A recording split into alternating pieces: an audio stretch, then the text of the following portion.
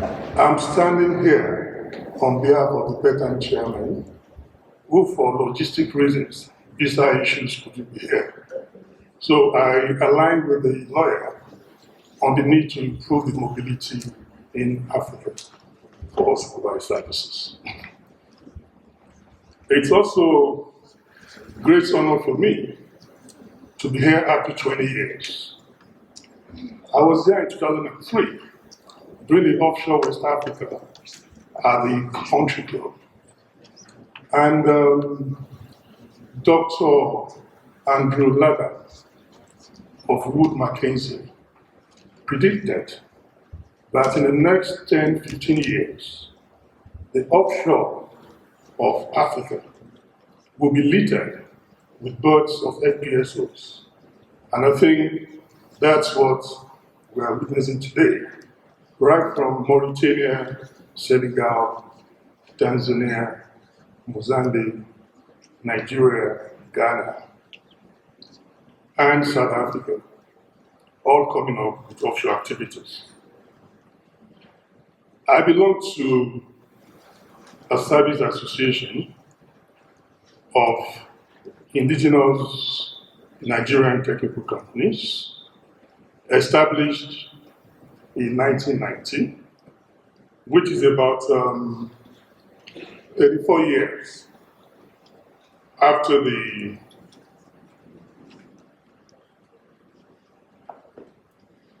first exploration in 1956 in Nigeria, and equally 20 years before the Nigerian local content law. That means that for 20 years, a set of local professionals from the various industries that came together to advocate for local patronage.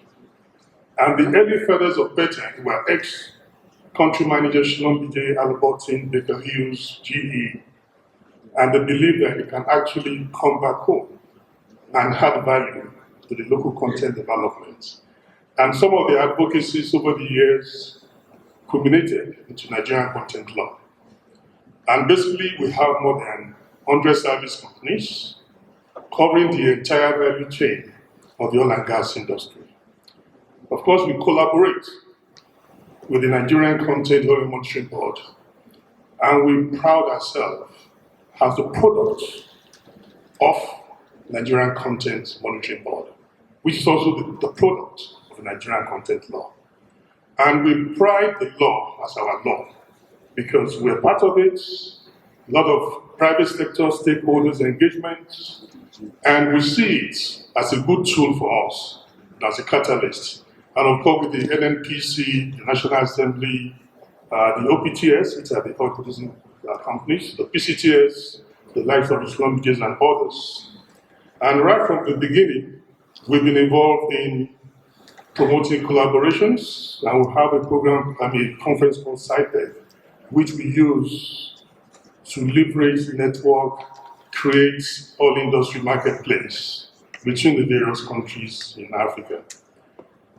I will just focus on introducing PETAN, what we stand for, advocacy, local content development, capacity development, service quality, even trying to ensure that within the industries, all the players provide services of quality standards. And when you remember that for 20 years, the only way unproven companies can actually compete against the multinationals will be through quality services, safety, and better delivery, and even cost efficiency than the multinationals. And that's the only way, because there was no law to support it.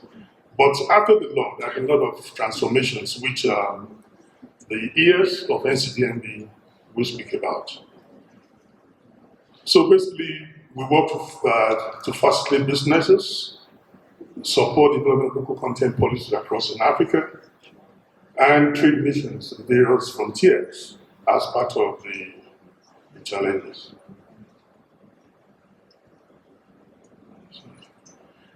Now, the PETAN companies are involved in a wide range of activities, right from drilling, completion services, fabrication, MIS, EPCs, well testing, wireline, electrical engineering design. And I mean, Nigeria today, most of engineering design are done locally, almost 100%, which is part of deliberate efforts to grow those capacities locally. Electrical, mechanical instrumentations. So we have these more than 100 members of patent that provide more than 250 range of different services across the value chain.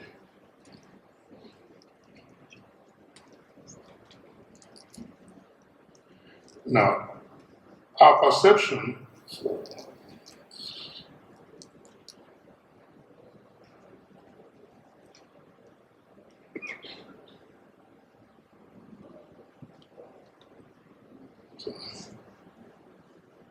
to enable us as an association operate effectively and maximize the different sectors of industry, we divided ourselves into about 13 technology interest groups, whereby if you're in the drilling group, you look at the drilling challenges, the requirements, what it takes to actually grow that industry within your group.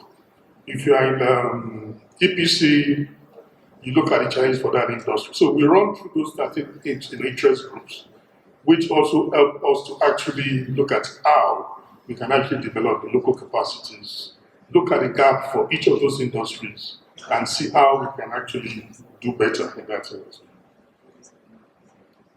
Then, now, what's our perception about the local content?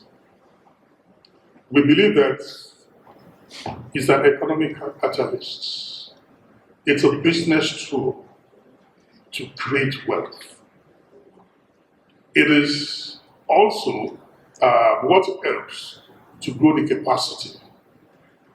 Domestication of technology. I mean, I've heard people talking about technology transfer, but you need dedicated service providers who understand the intricacies, who understand the importance of investment in technology capacity, knowledge acquisition, to be able to get it. Because technology is a proprietary, is a competitive advantage of most companies. So you don't sell out your secrets. I mean, that's what keeps you ahead. If you invest in R&D or have patents, you need that to be able to ensure that you keep ahead of the competition. So we see it as an investment driver because it's an assurance that de-risk our investments, that if we spend money on human capital, on facilities, we will be patronized because we have the competence, we have what it takes to do it. So that encourages more of the Nigerian service providers, more of the better members to actually invest. So basically, even if we have the law, and you don't have the right type of service providers who understands that whatever the commitments, whatever they do, is for the business, their business benefits. Not because it's a local requirement, it's a government requirement, but rather it is a business imperative that the people actually see. And we believe that it's a model that should be supported by most of the African countries in the emerging opportunities. And it's very, very good incentives for us. And that's why when I show some of the slides, we see some of what some of the better members are doing. And it's built because we see opportunities, we see gaps. In fact, we look for gaps, the capacity gaps. When you see gaps, you invest to be able to close those gaps. And when you invest to close those gaps, it gives you some competitive advantage to be able to scope up the capacity requirements and get more and more involved in the industries. And looking at working with the Nigerian Content Development Monitoring Board, we also advise that each country needs to have a body focused on development of local content, monitoring it, evaluating it, and see how to use it to increase local content, ensure enforcement. We see them as business enablers rather than government inspectors. Because if somebody is providing business tools, enablement, de-risking your investments, they're more like helping to grow those capacities. And the last slide I will talk about has to do with the collaboration.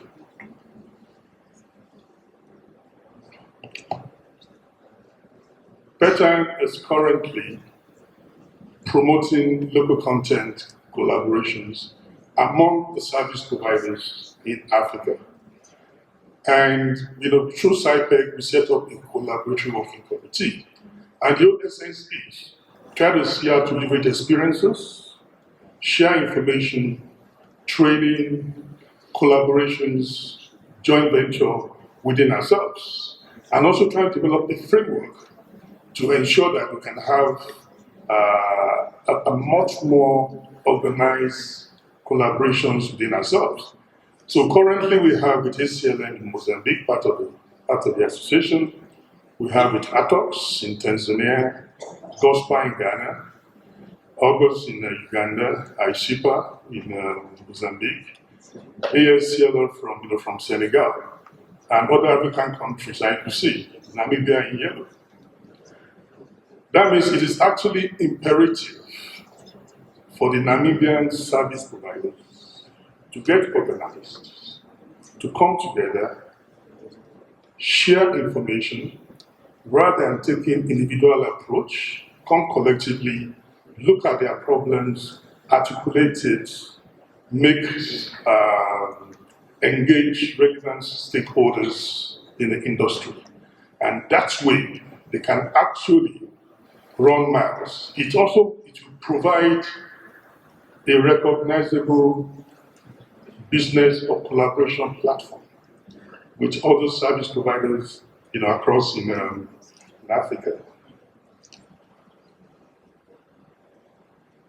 Now, these are some of the activities by Petan members. These are subsea rigging activities for offshore.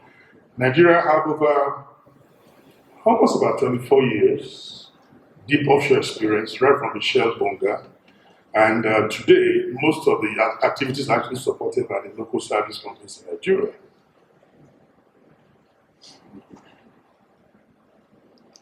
Those are the wellhead control panels built by Nigerian Petan member.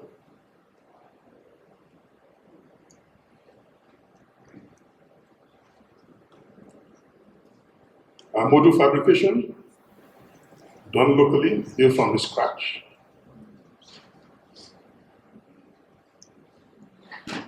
Commissioning one of our members in the facilities.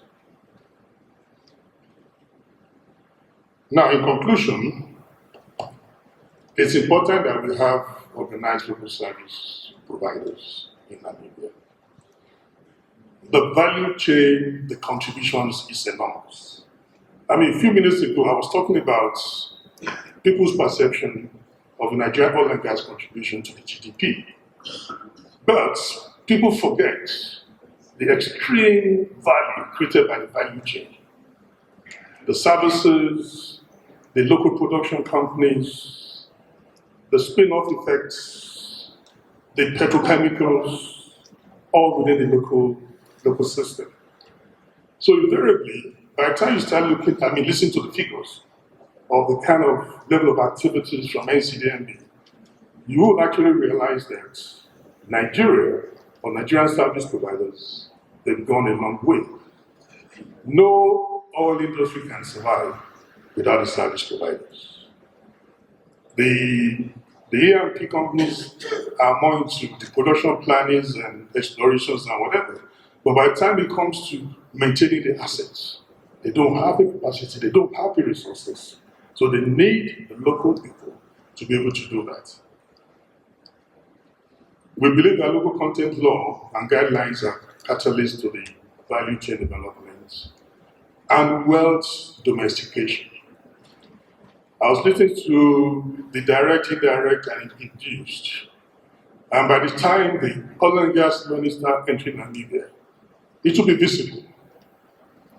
Restaurants, investments, facilities, structures, general transformation. In fact, you'll be able to smell the money.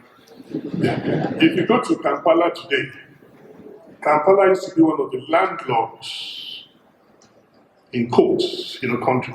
But when you go there now, by the time you run through the town, you'll be seeing some massive 25, 30 ice scrapers. And you'll be wondering, where are this money coming from? They are coming from the various money that are entering the entrepreneurs, the local service providers in that country. Restaurants are coming up every places. People are now flying into Uganda for weekend and for vacation. And that's the impact. So basically, it's important that we find ways of ensuring we have the catalytic effect, the multiplier effects, and the value chain development. An existence, which I've talked about, a set of local content development, monitoring, and evaluation agency. Very, very important to maximize the benefits of local content law or policies or guidelines. There are so many intricacies. I'm speaking tomorrow, but you should remember, until production, Total will not give any sizable job to any service provider. It will be the EPCs. The jobs are offshore. The FPSO or FLNG, whatever is this, will come from China or Korea. Almost 85–90% completed. The subsea are going to be done offshore. So that means through regional collaborations with other African service providers that have the experience, we leverage the involvement of local service providers in the industry. Magishino mentioned it. You either wait 10, 15 years to grow the capacity, the competence, or you have a shortcut to leverage on how to get in within the project concept. You're even lucky.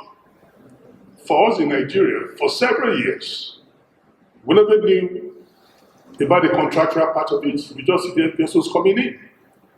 Until when we start having the NCDMB evaluating the whole contractual process.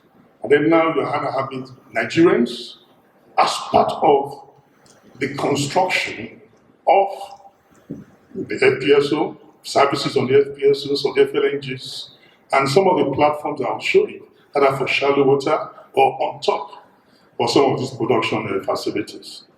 So basically we believe that collaboration between all of us, very important, all the stakeholders, both locally, that means the EMP, the government, the regulators, the service providers, coming together collectively and looking at the best way that we can actually improve the local content, the service providers' participation in the sector.